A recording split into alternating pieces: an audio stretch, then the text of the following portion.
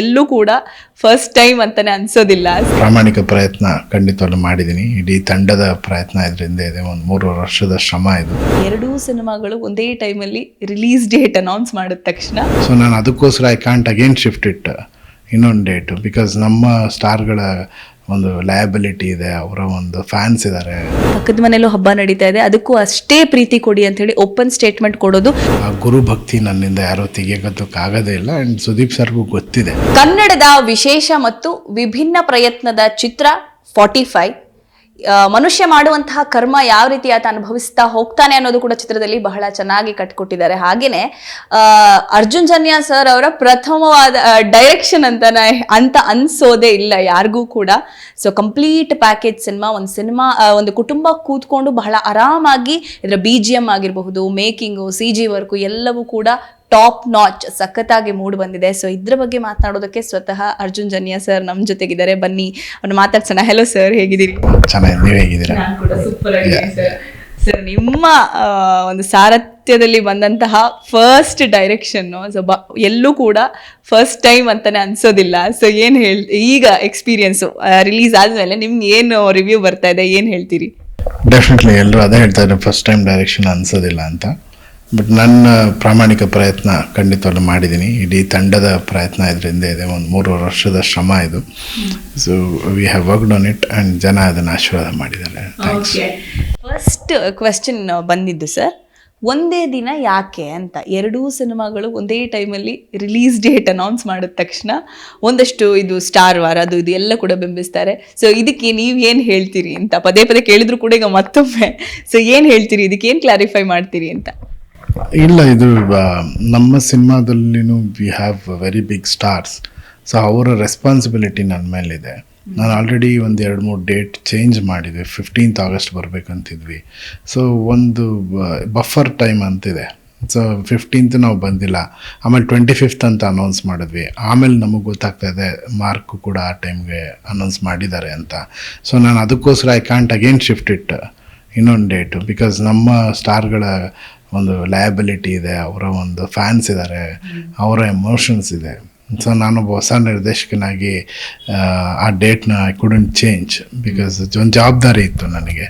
So ನಮಗೆ ಮೊದಲೇ 25th Mark ಅನ್ನೋದು ನಮಗೆ like any teaser or any trailer or any poster ಎಲ್ಲಾದರೂ ಸಾಮಾಜಿಕ ಜಾಲತಾಣದಲ್ಲಿ ಓಡಾಡಿದರೆ like Mark is coming on 25th December ಅನ್ನೋದೆಲ್ಲದ್ರೂ ಇದ್ದರೆ ಖಂಡಿತವಾಗ್ಲೂ ನಾನಾಗಲಿ, ನಮ್ಮ ಪ್ರೊಡ್ಯೂಸರ್ ಆಗಲಿ, ನಮ್ಮ ಡಿಸ್ಟ್ರಿಬ್ಯೂಟರ್ಸ್ ಆಗಲಿ, ಅಥವಾ ನಂದೊಬ್ಬಂದು ಕಾಲ್ ಅಂತೂ ಖಂಡಿತವಾಗ್ಲೂ ಯಾರು ಒಪ್ಕೊಳ್ಳಲ್ಲ. ಒಂದು ರಿಲೀಸ್ ಡೇಟ್ನ ಬರೀ ಪ್ರೊಡ್ಯೂಸರ್ ಕಾಲ್ ಅಂತಲೂ ಯಾರು ಒಪ್ಕೊಳ್ಳಲ್ಲ. ನೀವು ಎಲ್ರಿಗೂ ಗೊತ್ತಿರುತ್ತೆ, ಡಿಸ್ಟ್ರಿಬ್ಯೂಷನ್ ಟೀಮ್ ಇರುತ್ತೆ, ನಮ್ಮಲ್ಲಿ ದೊಡ್ಡ ದೊಡ್ಡ ನಟರಿದ್ದಾರೆ, ಎಲ್ಲರೂ ಇದೆ.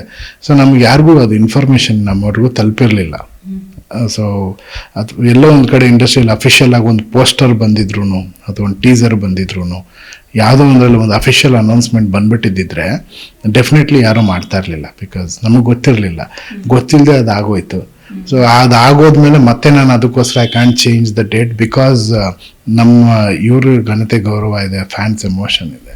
ಸೊ ನನಗೆ ಗೊತ್ತಿದೆ December 25th ಅಂತ ಹೇಳ್ಬಿಟ್ಟು ಆಮೇಲೆ ನೋಡಿದ್ರೆ ಕನ್ಫರ್ಮ್ ಆಗಿ ಮಾರ್ಕ್ ಬರ್ತಾ ಇದೆ ಅಂತ ಆಮೇಲೆ ನಮಗೆ ಗೊತ್ತಾಯಿತು.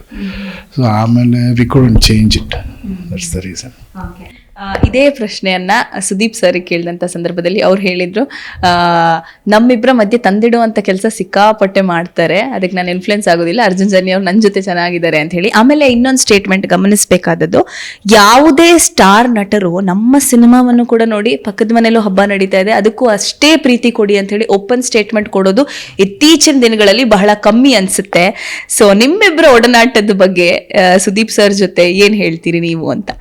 ಡೆಫಿನೆಟ್ಲಿ ನಾನು ಮೊದಲಿಂದನೇ ನಾನು ಕೆಲಸ ಕಲ್ತಿರೋದೇ ಅಲ್ಲಿಂದ. ಇವತ್ತು ನಿರ್ದೇಶನ ಮಾಡ್ತಾ ಇದ್ದೀನಿ ಅಂತ ಏನಾದರೂ ಶಾರ್ಟ್ಸ್ ಇಟ್ಟಿದ್ದೀನಿ ಅಂತಂದ್ರೂ ಅದ್ರ ಮೇಲೆ ಅವ್ರು ತುಂಬ ದೊಡ್ಡ ಇನ್ಫ್ಲುಯೆನ್ಸ್ ಇದೆ. ಮ್ಯೂಸಿಕ್ ಕೂಡ ನಾನು ಅವ್ರ ಸಿನಿಮಾಗೆ ಮಾಡಬೇಕಾದ್ರೆ ಬ್ಯಾಕ್ಗ್ರೌಂಡ್ ಸ್ಕೋರ್ಗಳನ್ನ ಯಾವ ರೀತಿ ಮಾಡಿದ್ರೆ ಎಲಿವೇಟ್ ಆಗುತ್ತೆ ಅನ್ನೋದೆಲ್ಲ ಅವ್ರ ಹತ್ರ ಸುಮಾರು ಕಲ್ತಿದ್ದೀನಿ. ಸೊ ಡೆಫಿನೆಟ್ಲಿ ಯಾವತ್ತಿದ್ರೂ ಆ ಗುರು ಭಕ್ತಿ ನನ್ನಿಂದ ಯಾರೋ ತೆಗೆಯೋದಕ್ಕಾಗದೇ ಇಲ್ಲ. ಆ್ಯಂಡ್ ಸುದೀಪ್ ಸರ್ಗೂ ಗೊತ್ತಿದೆ. ಇದಾದಾಗ ಅವರು ಮೆಸೇಜ್ ಮಾಡಿದ್ರು ನನಗೆ, ಅವರು ಅದೇ ಹೇಳಿದ್ರು 25th ಚೇಂಜ್ ಮಾಡು, ಐ ನೋ ನಿನಗೆ ಗೊತ್ತಿರಲ್ಲ, ಮೋಸ್ಟ್ಲಿ ಗೊತ್ತಿಲ್ಲದೆ ನೀನು ಹಾಕಿದ್ಯಾ, ಬಟ್ ಏನೇ ಆದ್ರೂ ಅನೌನ್ಸ್ ಮಾಡಿಬಿಟ್ಟಿದ್ಯಾ, don't change the date, because ದೊಡ್ಡ ದೊಡ್ಡ ನಟರ ಇದೆಲ್ಲ ಇದೆ. ಆ್ಯಂಡ್ ನಿಂದು ಒಂದು ಸಿನಿಮಾ ಇದೆ, ಇಬ್ಬರಿಗೂ ಥಿಯೇಟ್ರ್ ಸಿಗುತ್ತೆ. ಈ 2 ಥಿಯೇಟ್ರಲ್ಲೂ we can definitely divide and definitely 2 ಚೆನ್ನಾಗಾಗುತ್ತೆ. ನಾನು ನಿನ್ನ ಸಿನಿಮಾ ನೋಡ್ತೀನಿ, ನೀನು ನನ್ನ ಸಿನಿಮಾ ನೋಡು, ಒಳ್ಳೇದಾಗಲಿ ಅಂತಲೇ ಆಶೀರ್ವಾದ ಮಾಡು. ನೋ ಉತ್ಪ್ರೇಕ್ಷೆ, ನೋ ಊಹಾಪೋಹ. ತಾಜಾ ಸುದ್ದಿ ನಿಖರ ಮಾಹಿತಿಗೆ ಬ್ರೌಸ್ ಮಾಡಿ ವಿಜಯವಾಣಿ.net. QR ಕೋಡ್ ಸ್ಕ್ಯಾನ್ ಮಾಡಿ ಆಪ್ ಡೌನ್ಲೋಡ್ ಮಾಡ್ಕೊಳ್ಳಿ.